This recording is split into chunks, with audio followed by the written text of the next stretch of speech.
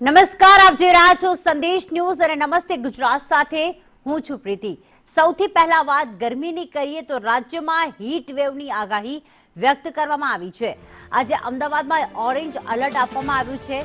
5 દિવસ ગરમીનો પ્રકોપ વધુ રહેશે, હવામાન વિભાગ દ્વારા આગાહી કરવામાં આવી।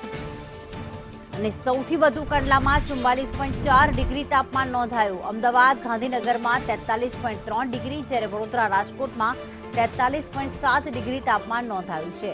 ભુજમાં 42.1 ડિગ્રી, કેશોદમાં 41.7, ભાવનગરમાં 40.8, સુરતમાં 40.9 ડિગ્રી તાપમાન નોંધાયું છે। આમ જોવા જઈએ તો દરેક જિલ્લામાં 40 ડિગ્રી ઉપર તાપમાન નોંધાઈ રહ્યું છે। અને આજે અમદાવાદમાં ઓરેન્જ એલર્ટ આપવામાં આવ્યું છે, એટલે કે આ તાપમાન 44 થી 45 ડિગ્રી સુધી પણ રહી શકે છે।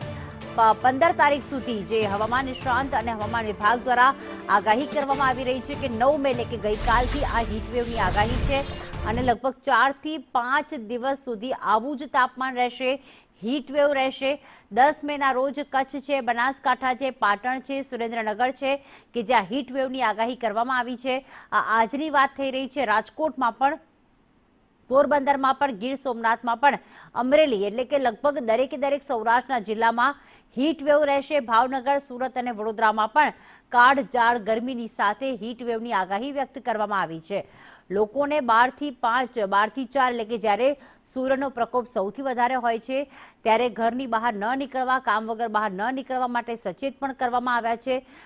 11 મેના દિવસે એટલે કે આવતીકાલે દેવભૂમિ દ્વારકા, ગીર સોમનાથ, અમરેલી, ભાવનગર, પોરબંદર આ બધા જિલ્લા એવા છે કે જ્યાં હીટવેવ રહેશે અને આકરી ગરમી પડશે। અમદાવાદ ગાંધીનગરમાં પણ, આણંદ, સુરત, વડોદરા બધા જ શહેરોમાં આવતીકાલે હીટવેવની આગાહી વ્યક્ત કરવામાં આવી છે। આ ઉપરાંત સુરેન્દ્રનગર છે, પાટણ છે, બનાસકાંઠા છે, કચ્છમાં પણ આવતીકાલે ગરમીનો પ્રકોપ વધુ રહેશે। 43 થી 45 ડિગ્રી સુધી પણ તાપમાન જઈ શકે છે।